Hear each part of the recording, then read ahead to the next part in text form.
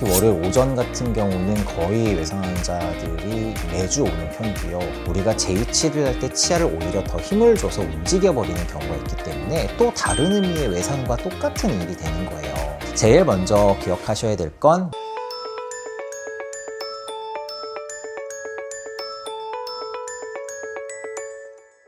안녕하세요. 잘 지내셨어요? 잘해준 치과 대표원장, 소아청소년 치과 진료를 맡고 있는 고범진 원장입니다. 굉장히 많이 오고 특히 월요일 오전 같은 경우는 거의 외상 환자들이 매주 오는 편이고요. 특히 연휴가 좀 길거나 휴일이 있었다라고 하면은 거의 어김없이 외상 환자들이 오는 편입니다. 남자가 아무래도 많겠죠? 그렇지도 않아요. 이게 남자아이들이 극성맞게 노니까 당연히 그럴 수 있다라고 하는데 다치는 건요, 남녀노소가 없어요. 아이들이 그냥 막 열심히 뛰어놀고 한다고만 다치는 건 아니에요. 인형이나 드레스에 걸려서 구두를 신고 있다가 삐걱해서 넘어지고, 여자아이들도 얌전한 친구들도요 굉장히 많은 일이 있고, 또 하나 굉장히 큰 거는 남자 형제의 무릎이나 팔꿈치에 맞는 여자아이들도 많기 때문에 꼭 남녀 차이가 있지는 않아요.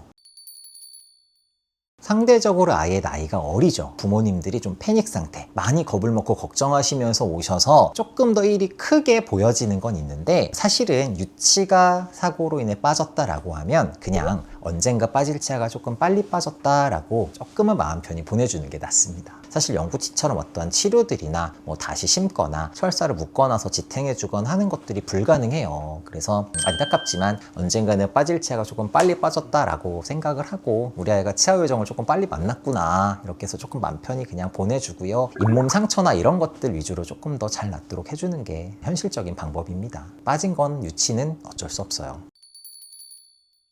만약에 영구치가 빠졌다고 하면 제일 빠르게 갈 수 있는 치과를 빨리 검색해서 찾으세요. 어느 치과 가셔도 괜찮아요. 만약에 치아가 빠져서 많이 오염이 되었다라고 하면 흐르는 물에 씻는 게 아니라 그냥 우유에 담궈서 오세요. 차가운 흰 우유가 있으면 좋고요. 없으면 그대로 오셔도 괜찮으니까 치면을 건드리지 마시고 그냥 최대한 빠르게 치과에 오시는 게 좋습니다. 손상이 없다는 전제 하에는 다시 재식립을 해서 고정을 시켜 놓으면 치아 자체는 버틸 수 있어요. 단 치아를 되살리는 형태는 아니고요. 완전히 빠져버렸다고 하면 사실 신경이 끊어져 있고 혈관이 끊어져 있기 때문에 치아 자체를 자기 자리에 고정시켜 놓은 상태에서 신경치료 등을 통해서 염증이나 다른 식의 일들이 벌어지지 않게 만들고요. 그 자리에서 치아가 버틸 수 있게 만들어주는 거예요. 치아에 신경이 살아있어서 생활력이 있을 수 있는 상황, 예를 들어 조금 흔들렸다, 아니면 약간 밀려 들어가거나 한 게 심하지 않아서 다시 재이치를 시켰을 때 신경이 생활력이 남아있을 수 있는 정도다라고 하면 좋겠지만, 완전히 빠져버린 경우라고 하면 치아를 되살리는 거는 어렵거든요. 불가능하죠. 우리가 치아가 완전히 빠져서 상실되었다고 하면 다시 재식립을 통해서 치아를 자기 자리에 있게 만들 수 있어요. 근데 만약에 빠져서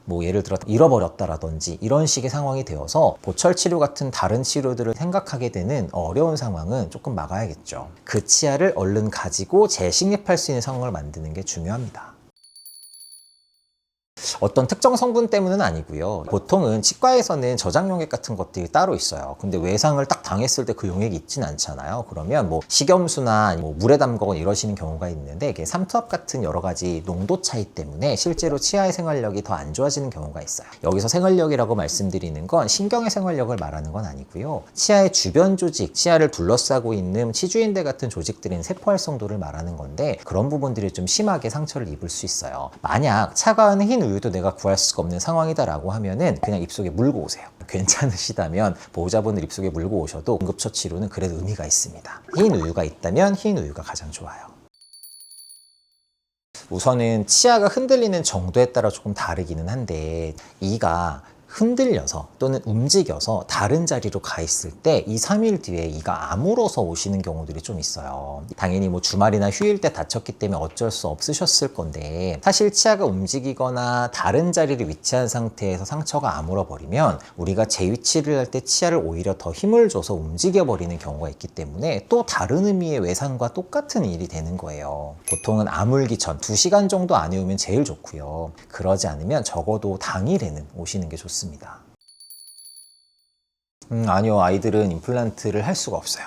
물론 앞니 같은 경우가 빠졌을 때가 외상으로 좀 흔하니까 앞니가 빠져서 비어 있으면 사실 보이는 부분들도 신경을 쓸 수밖에는 없기 때문에 인공치아를 틀니처럼 달아서 이렇게 부착형으로 하는 그런 장치들이 있긴 있어요. 근데 저는 어머님들께 뭐라고 설명드리냐면 비어 있는 거 속상하신 거 알고 빠진 상태 때문에 걱정되시는 거 안다. 근데 이론적으로는 송곳니부터 송곳니까지가 양쪽에서 기둥처럼 버티고 있으면 안에 있는 치아가 빠져서 앞니들끼리 움직일 수는 있지만 전체적인 길이는 보존이 됩니다 라고 말씀을 드리고요. 있는 것처럼 보이게 만드는 그 장치들은 어금니에다가 철사를 이용해서 끼우는 방식을 써요. 붙여놔야 유지가 되기 때문에 어금니에 반지 같은 고리를 끼우고 입 천장 같은 데를 통해서 이제 천장으로 철사가 지나가요. 거기에 인공치아를 다는 방식이거든요. 만약 영구치가 빠졌다. 근데 뭐 어쩔 수 없이 보철 치료도 못하는 나이다라고 하면 그때는 이제 제가 공간 유지를 포함한 인공치 장치를 좀 말씀을 드려요. 그럼 이제 많이 좀 주의를 하라고 아이에게 말을 할 수 있는 나이가 됐다는 얘기일 거잖아요. 상태에 따라 다르겠지만 중고등학생 정도만 돼도 사실 일반적인 보철 치료들이 좀 가능한 구강 상태가 돼요. 그러면 그때는 여러 가지 이제 치료들을 통해서 약간 응용을 한 보철 치료들이 좀 있거든요. 치아를 깎지 않고 이렇게 딸깍 끼우는 식의 그런 브릿지들이 있어요. 그런 거를 하던지 아니면 빨리 잇몸 라인 같은 것들이 좀 조절이 되겠다 하면 임플란트를 좀 빨리 하는 경우들도 간혹 있기는 합니다. 그렇게 해결을 해야죠. 우리가 아이를 키우고 대하면서 사실은 절대 없었으면 좋을 만한 일이죠. 하지만 언젠가는 있을 수도 있는 일이기 때문에 만약 그렇다면 재빠르고 현명하게 대처를 해야 되겠죠. 그런 의미에서 정보를 좀 담아봤고요. 제일 먼저 기억하셔야 될 건 무조건 빠르게 치과를 가시는 게 중요하다. 그런 일 없으셨으면 좋겠지만 만약에 그런 일이 있다면 전국에 계신 모든 치과 선생님들이 성심껏 다 도와드릴 테니까요. 건강하고 행복하게 지내시기를 바랍니다. 오늘도 시청해주셔서 감사합니다. 고무진이었습니다.